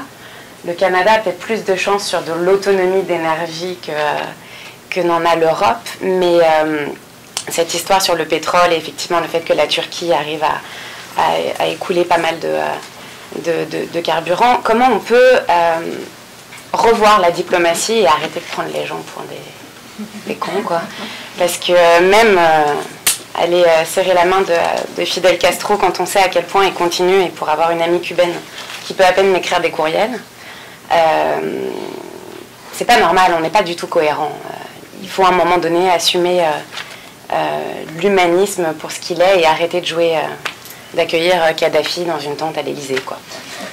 Parmi le nombre d'inepties, voilà, je sais que ça fait un peu bisounours, c'est un peu naïf comme question, mais je pense qu'on est à un point où si on veut essayer de clarifier des situations, il faut nous-mêmes se regarder dans le miroir, quoi, avant de donner des leçons. C'est pas non, ça fait un peu.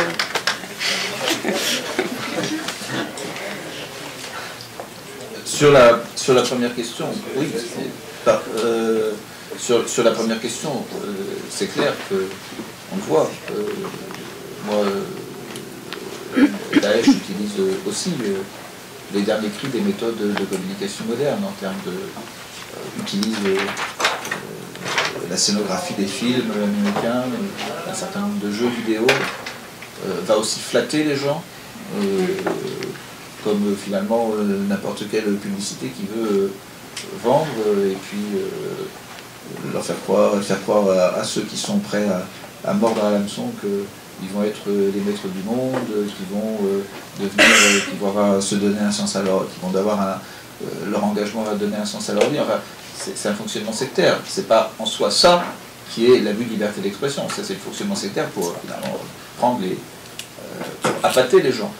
Ils utilisent effectivement tous les moyens technologiques possibles et les outils d'attraction. C'est là où c'est effectivement dangereux, c'est qu'ils ont les moyens de le faire, ils ont les capacités de le faire, et quand ils mettent des vidéos en ligne, ils vérifient, etc. C'est pas des amateurs de ce point de vue-là. Bon. Sur la question de donc on va, voilà, il y a des outils qui sont en soi pensés par la société classique, finalement, sont réutilisés, exploités au meilleur avec tout leur potentiel par Daesh. Bon, mais c'est vrai que c'est pour ça que c'est tout le débat sur est-ce que l'apologie du terrorisme qui va appâter finalement des gens et les inciter à devenir terroristes, est-ce que en soi ça c'est déjà du terrorisme? C'est tout le débat. Moi j'étais pas sur la même ligne que le gouvernement là-dessus, parce que moi je considère qu'il y a, si à chaque fois qu'on le dit on passe dans cette catégorie-là, on va charger les juges antiterroristes avec des gens qui racontent des conneries, des choses qui sont pas bonnes, mais qui finalement ne méritent pas d'aller encombrer les bureaux de ceux qui instruisent les dossiers contre ceux qui ont attenté à la vie des gens. Même si, lorsque finalement ils n'ont pas encore attenté, mais que leur propagande est faite pour attenter, là pour le coup il faut passer dans une autre catégorie que simplement la liberté d'expression. Vous voulez réagir? Oui, excusez-moi parce que j'ai mal posé ma question. Parce que dans le fond, moi ce que je demandais c'est est-ce que le gouvernement français muni d'une loi contre l'apologie du terrorisme pourrait poursuivre par exemple Michel Onfray parce qu'il est antichrétien? Et les propos antichrétiens sont aussi les mêmes que c'est pour ça que je pense qu'il faut aller. C'est pour ça que moi je suis très dérangé là-dessus parce que si on commence sur ça, on a une loi 1881, une bonne vieille loi qui condamne les abus de liberté d'expression, qui a sa jurisprudence, qui mérite peut-être d'être revu compte tenu de ce qu'est Internet. C'est vrai. Parce que quand, dans un journal, il y a 30 ans, vous disiez, vous diffamiez, vous incitiez à la haine, ça avait 3 jours de conséquences. Après, c'était fini, personne ne pensait. Aujourd'hui, sur Internet, ça peut rester des siècles. Et ça peut gonfler, j'allais dire, 3 mois après le délit, si ça commence à fuiter sur les réseaux sociaux bien plus tard que ça a été produit. Donc c'est pas pareil. Donc il y a peut-être des choses à revoir. Mais on a une bonne vieille loi en France là-dessus, qui a, voilà, quand on a, c'est pas la peine de faire autre chose. Donc moi j'aurais voulu rester sur l'ancien système. Surtout que bien entendu, quand on commence à changer le système, la conséquence c'est que maintenant, voilà, puisque apologie du terrorisme, là oui d'accord, mais apologie de l'antisémitisme, et ben aujourd'hui ça reste un abus de liberté d'expression, mais vous avez vu que le gouvernement a fait des annonces sur le sujet. Donc quand on commence à créer des délits propres sur ce type de sujet qui nous sortent de l'ancienne, je crois que c'est dangereux. Je crois qu'il faut séparer l'abus de liberté d'expression qui est en soi, qui est le fait de prononcer une parole haineuse, et le fait d'en faire une industrie pour provoquer la violence. C'est deux choses pour moi différentes. Et autant je n'ai rien contre l'idée de créer un délit spécifique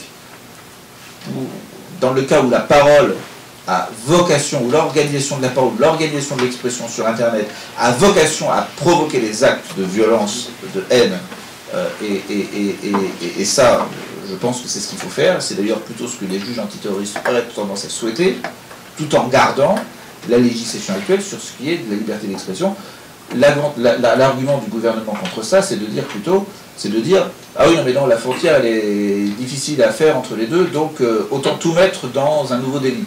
Mais moi ça me semble très dangereux. Parce que là on crée une situation, finalement, une société politiquement correcte où les gens qui sont en auront marre d'être corsetés, ils vont tous partir à côté parce que pour tel ou tel sujet, ils ne vont pas comprendre. Et à partir de là, c'est comme ça qu'on se retrouve avec un enfant de 8 ans qui est au commissariat parce qu'il a dit quelque chose de travers dans une école maternelle, enfin dans une école primaire. Enfin, attendez, là, on en est là dans la société, il y a un truc qui ne va pas. Hein. Tout simplement parce qu'à part le politiquement correct, on ne tolère plus. Tout ça au nom de Charlie. Bon. Sur la politique étrangère, moi je dirais tout le contraire. Parce que finalement, la situation qu'on a aujourd'hui, elle est plus liée à des décisions qu'on a prises dans l'émotion qu'à des décisions qu'on a prises en bonne analyse des rapports de force et de notre intérêt à nous, national. Parce que finalement, une politique étrangère, c'est pas pour donner des bons ou des mauvais points à la terre entière, c'est pour défendre nos intérêts et pour défendre notre sécurité. Bon, si en plus on peut défendre des valeurs, c'est bien. Mais à la base, si on n'a plus les moyens de tout faire, c'est d'abord notre sécurité. Or là, ce qu'on constate, c'est que maintenant, c'est vraiment, il s'agit de notre sécurité. Or, ce qui, quelles que soient les positions qu'on ait pu avoir au moment en 2011 sur la Libye, on constate que finalement, c'était pas utile effectivement de se mettre à plat devant Kadhafi en 2008 ou en 2009, mais que ce qu'on lui a fait en 2011 provoque un chaos absolu. Et donc là pour le coup, et pourtant cette intervention on l'a fait au nom de l'interventionnisme, au nom presque de l'émotion qu'on avait de voir un dictateur prendre ses avions pour tirer sur ses populations, et c'est ça qui conduit finalement à une situation encore pire. Encore pire. Et moi, par rapport à l'Irak et la Syrie, finalement, on est dans une situation pire, et on refuse tout échange avec Bachar el-Assad au nom du fait que c'est quelqu'un de pas fréquentable, ce qui est vrai à l'évidence. Mais la politique étrangère, si on devait parler qu'avec les gens fréquentables, on ne parlerait avec personne. Bien sûr. Et je vous dis, moi je pense que la politique étrangère à la base, c'est de parler avec les gens qui posent des problèmes. Donc, mais où est la limite entre la limite, c'est pas, c'est pour le coup là, sur le Qatar, c'est de pas être soumis. Le problème, c'est de savoir que... puis il y a nos intérêts de sécurité, et puis il y a le petit court terme des contrats et des arrangements. Ça, avec le Qatar, ça c'est... moi, de ce point de vue-là, j'aurais plutôt tendance à défendre quelque chose de très réaliste, mais qui finalement, paradoxalement, vous rejoindrait un peu. C'est-à-dire, finalement, on définit ce que sont nos intérêts, mais nos intérêts ne peuvent pas être contre nos valeurs.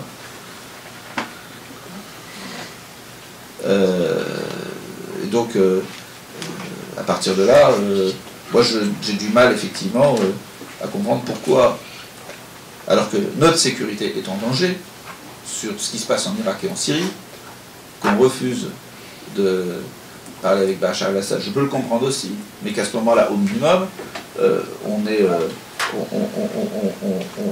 fasse tout ce qu'il faut pour arriver à trouver des liaisons, alors qu'en plus les Iraniens nous les envoient, ces signaux, sur le fait qu'il faut on peut, avec eux et avec les Russes, trouver les moyens, finalement, d'arrêter ça. J'étais en Jordanie l'année dernière, j'étais effaré, parce que finalement, je connais mieux la situation dans l'est de l'Ukraine que la situation en Syrie.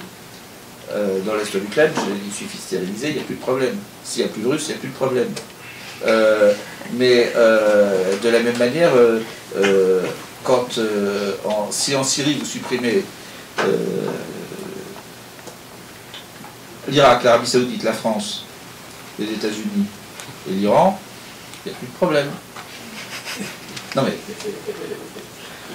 c'est pas très... Bon. Mais le fait est que c'est vraiment un jeu de grande puissance. Et que voilà, c'est une population complète qui en paye les conséquences. Quand je suis allé en Jordanie, c'était effarant. Effarant. Des gens qui... donc...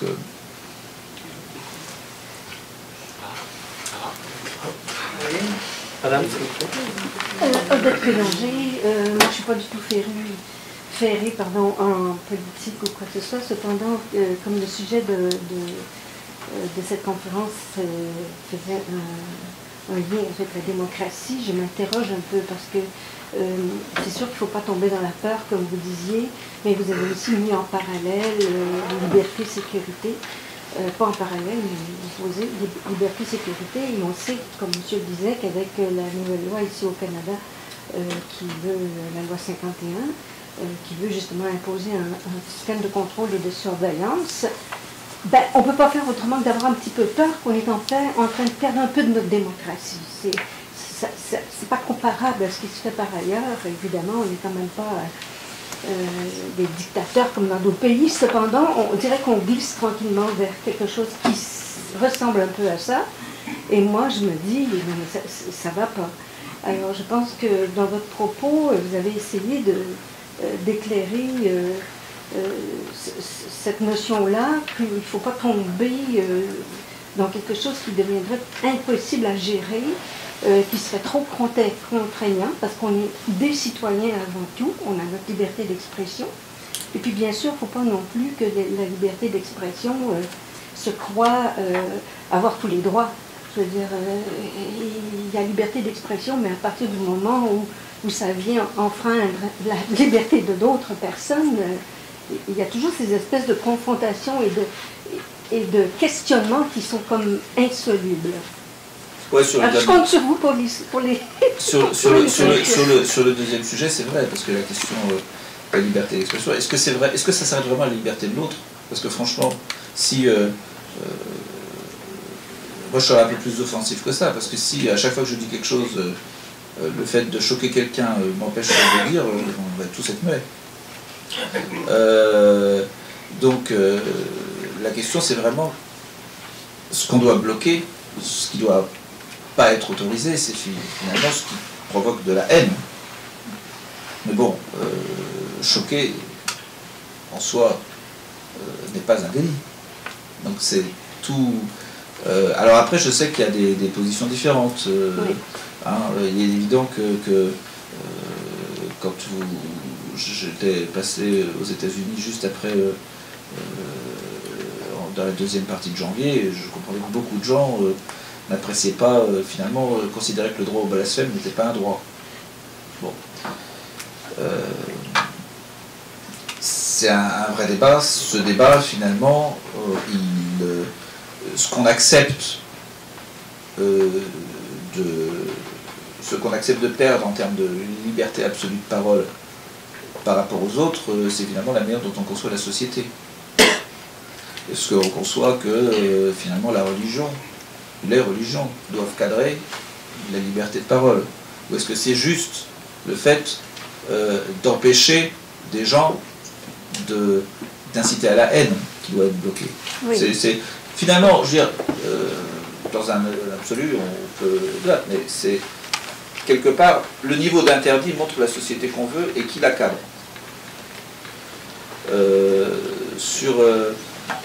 Mais on pourrait dire que l'exemple de Charlie Hebdo a incité à la haine, malgré tout. Ah bah absolument. Sauf que, évidemment, la réaction n'était pas acceptable. Bah, voilà, tout ça c'est très... Tout ça c'est très mouvant. Ouais. Tout ça c'est très mouvant. À l'évidence, il a incité à des mouvements. Voilà, mais on n'est pas... là pour le coup, c'est pour ça que je parlais de la connaissance et de la compréhension l'un de l'autre. Hein. Ouais, voilà, mais la manière dont... Enfin, le niveau, moi je ne dis pas ce qui est bien ou pas bien dans cette affaire, je dis simplement ce qu'une société va interdire montre finalement la manière dont elle conçoit sa structuration. Parce que si on va interdire ça, c'est si on interdit les caricatures du prophète, voilà, on cadre la société différemment que si finalement on dit simplement bon bah chaque personne est libre et respectable. Donc on n'incite pas la haine contre elle. Et puis dans un autre cas, ben, voilà, il y a un certain nombre de croyances qui méritent d'être respectées au point de ne pas pouvoir dire telle ou telle chose. Voilà, c'est différents types de sociétés qui sont structurées par différents types de manières de voir. Voilà, des sociétés qui sont laïques, d'autres qui le sont moins ou pas du tout. Voilà, sur une première partie, je pense que la question de la liberté, elle est fondamentale, toujours, parce qu'on ne pourra pas avoir une société sécurité. L'État, finalement, est remis en cause tous les jours aujourd'hui avec le numérique. Donc on ne peut pas considérer que c'est l'État qui va garantir la sécurité aux citoyens de manière absolue. Donc s'ils ne sont pas responsables un peu, s'ils ne sont pas capables eux-mêmes de savoir comment exploiter ces petites bêtes, par exemple, ils vont tout perdre. Donc la responsabilité est essentielle. Par contre, moi je dis quand même, par rapport à des États démocratiques, qui ont quand même vocation à participer à nous garantir la sécurité, est-ce qu'il est absolument scandaleux qu'ils disposent de 50% de ce que Google dispose quand on a ce genre de choses? Voilà. Alors d'un autre côté, si on considère que démocratiquement, et parce que c'est pas aussi logique, il faut faire en sorte que Google soit cadré et ne puisse pas tout savoir, tout garder et tout exploiter et tout commercialiser,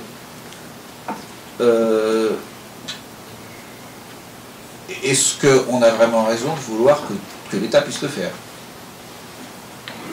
Voilà, donc la question elle est posée. Moi, je vais pas, vraiment, honnêtement, aujourd'hui, j'étais sur un a priori très défavorable sur la loi renseignement il y a 15 jours. Aujourd'hui, je suis toujours, mais avec la volonté de supprimer l'algorithme, de faire attention aux professions protégées, au minimum. Voilà, parce que c'est vrai qu'il y a un certain nombre de choses qui m'ont fait réfléchir. Mais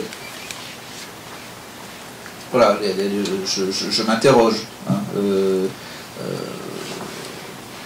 je ne vois pas pourquoi je refuserais finalement à la République ce que j'accepte d'Apple ou de Google. Si on va prendre une dernière série de questions et puis on va conclure.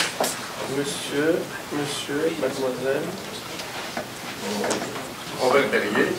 Je partage vos propos et puis parallèlement à ça, vous allez peut-être me trouver un peu superficiel, mais depuis 40 ans que je suis au Québec, à chaque fois que je retourne en Europe, j'ai l'impression de voir de plus en plus un impact policier, militaire au niveau du public, de la population. Je suis inquiet. Il y a 35 ans, on disait des États-Unis qu'ils avaient un problème. Là, aujourd'hui, on a vraiment l'impression que c'est en France que ça se passe. L'autre jour, je voyais des touristes chinois qui débarquaient à Nice, qui étaient littéralement encadrés par des pelotons de policiers et de militaires. Je me dis, où ça va s'arrêter? C'est peut-être superficiel de ma part de faire cette remarque par rapport au propos que vous teniez juste avant, mais je me dis, l'encadrement que la société française exige, où il va s'arrêter? Est-ce qu'on est rendu à être littéralement occupé en France? Moi, je ne sais pas, mais avant, je faisais le rapprochement avec l'équipe Sarkozy. Là, je ne suis plus capable de faire un rapprochement quelconque, mais je vois de plus en plus d'encadrement policier, militaire, pas seulement dans la métropole, partout. Je ne vous cache pas que j'avais l'impression d'avoir quitté la France, un pays libre. Et aujourd'hui, j'ai toujours cette impression, mais en même temps, quand je vois des militaires circuler avec les mitraillettes aux hanches, je ne me sens plus dans le pays que j'ai quitté. J'ai l'impression d'être dans un nouveau pays. Ça me fait souci. Je me rappelle avoir une expérience pas trop positive en passant la frontière américaine en ligne il y a 35 ans, parce que je ne m'étais pas arrêté avec mon auto, et que les douaniers étaient cachés parce qu'il pleuvait à grosses gouttes. J'avais été arrêté, on a voulu saisir mon auto, en tout cas, bref, une histoire invraisemblable. Je ne sais pas si aujourd'hui, ça ne se passerait pas de la même chose en Europe, en France. J'ai l'impression qu'on est rendu avec un encadrement policier qui commence à faire peur.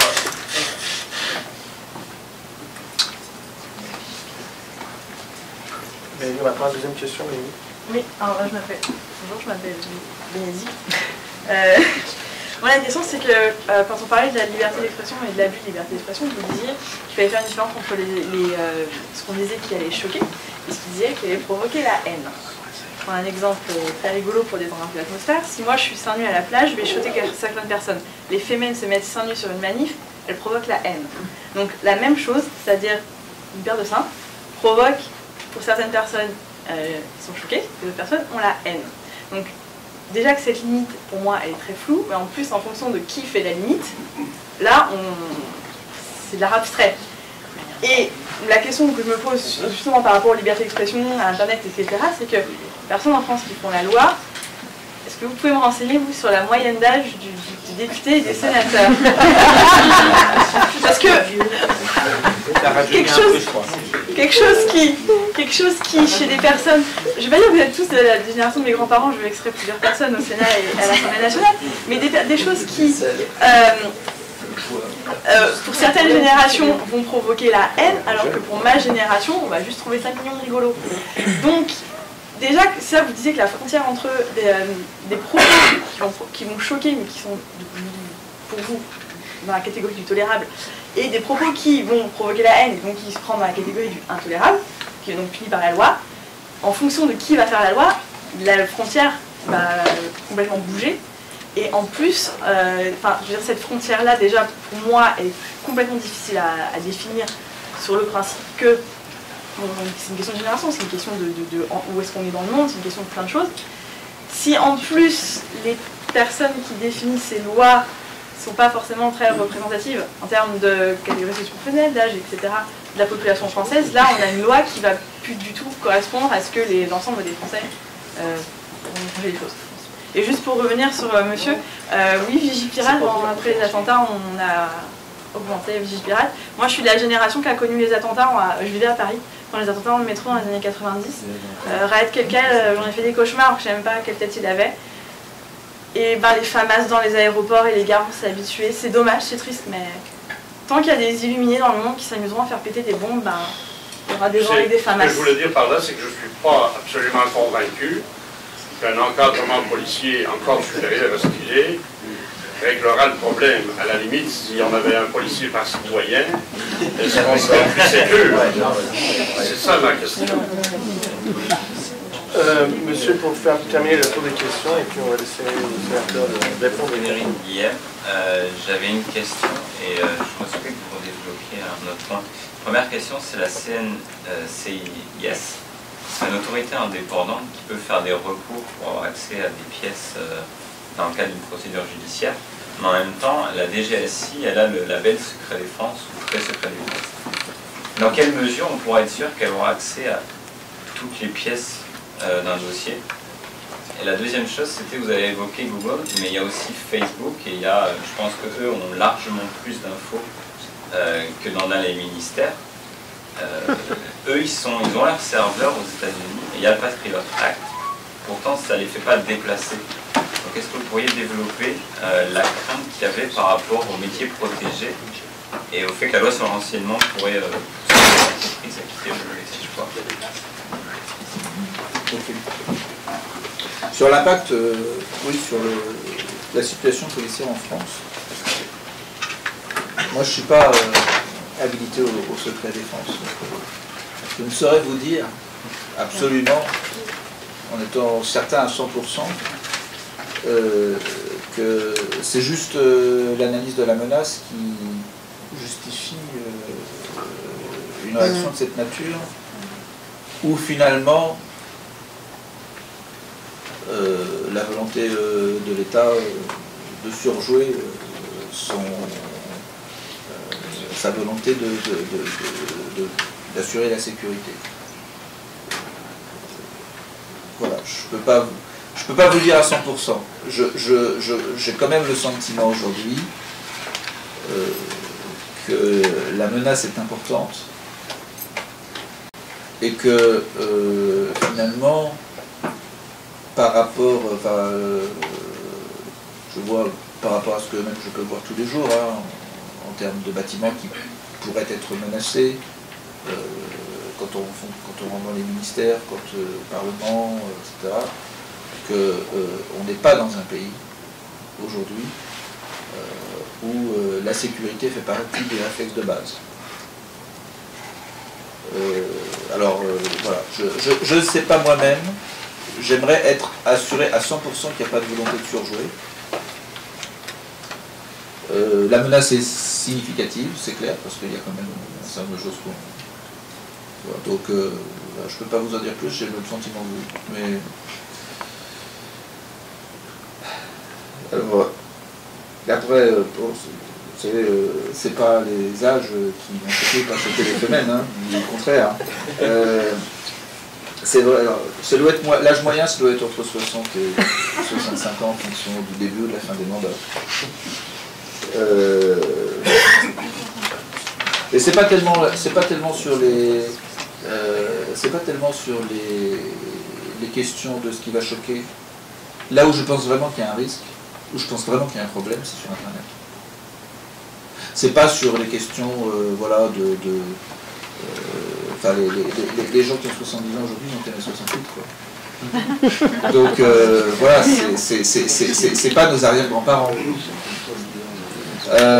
Donc, je crois que c'est sur Internet qu'il y a un vrai risque.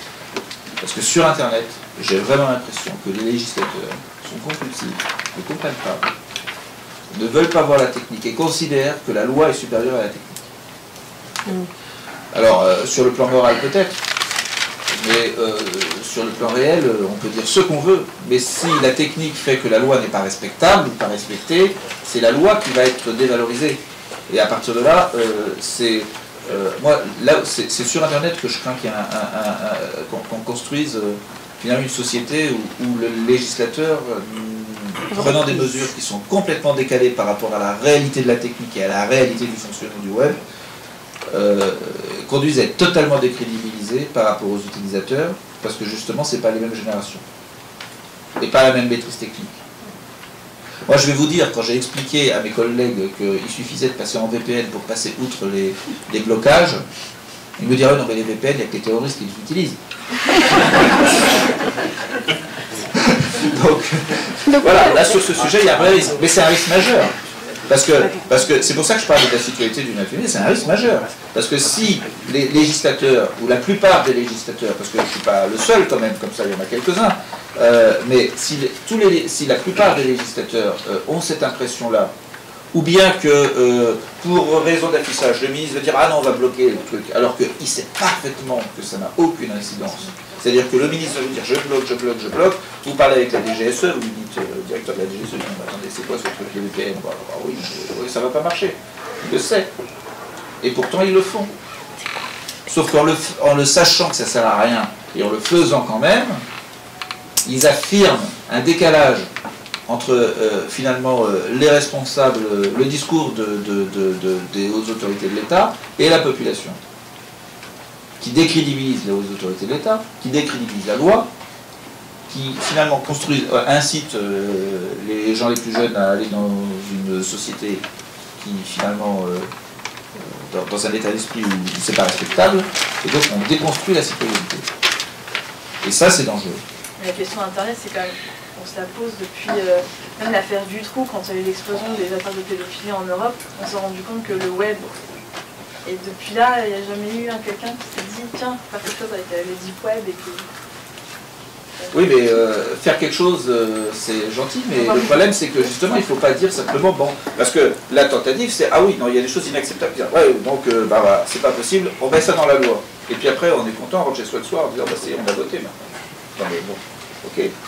Si la technique dépasse ce qu'on a voté, à quoi on peut se faire plaisir, ça nous permettra de bien dormir la nuit. Mais à quoi ça sert? Et tout le problème, il est là. Tout le problème, il est là. Et je vais même aller un peu plus loin. C'est que moi, ce qui me gêne, c'est que aujourd'hui, on est aux responsabilités, enfin la gauche est aux responsabilités, on a ce type de discours. On doit faire face à ces décisions, d'autres sont pas aux responsabilités, donc peuvent dire les choses un peu plus librement. Et je n'aimerais pas que pour les plus jeunes, ce soit les positions de Madame Maréchal Le Pen qui apparaissent comme des positions qui sont des positions de défenseurs de la liberté sur ces questions-là. Voilà.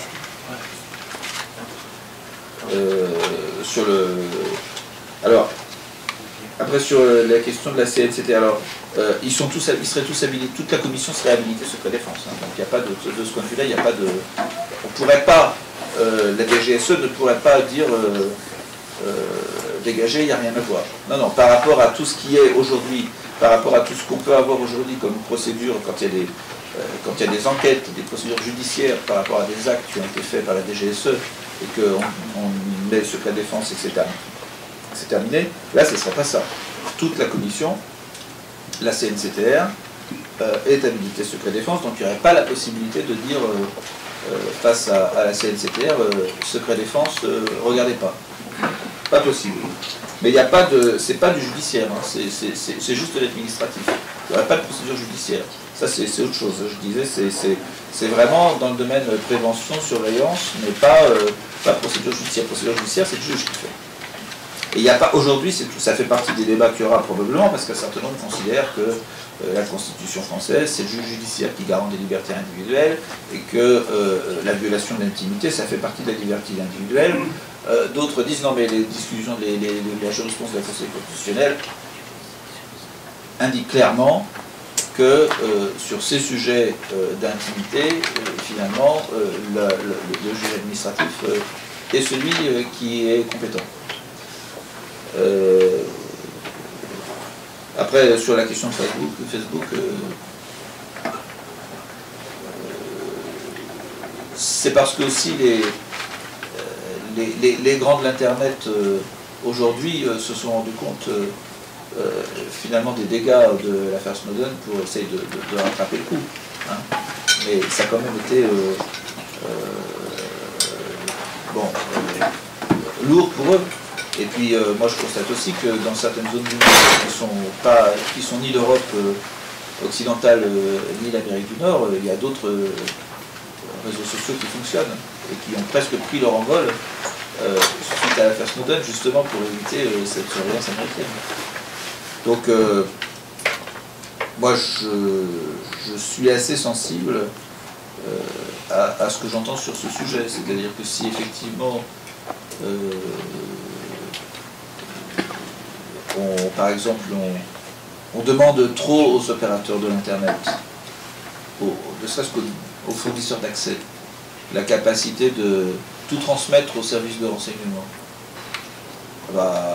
Ils vont mettre des réseaux qui empêcheront finalement de se protéger correctement, ou les entreprises de crypter correctement, de se protéger suffisamment. Donc ça risque d'être un problème pour les entreprises. Et donc en fait on risque d'avoir des gens qui partiront pour protéger leurs secrets. Parce que bon, je veux dire, au Sénat on a un réseau très protégé, mais on ne peut même pas faire du Skype. Voilà, donc si pour éviter, pour avoir des choses très protégées, on peut même plus faire, on peut plus crypter, il y a un certain nombre de choses qu'on ne peut pas faire, on va régresser en termes techniques.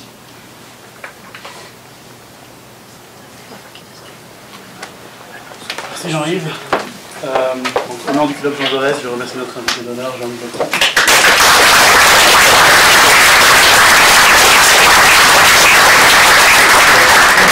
On vous a remis un formulaire à remplir si vous voulez vous impliquer avec nous, parce que pour faire des événements comme ça, on a toujours besoin de petites mains et de petits cerveaux qui réfléchissent avec nous. Donc n'hésitez pas à remettre ce papier-là à la sortie. Puis, merci beaucoup d'être venu. Merci. Merci à vous tous et merci à Ramzi. Merci.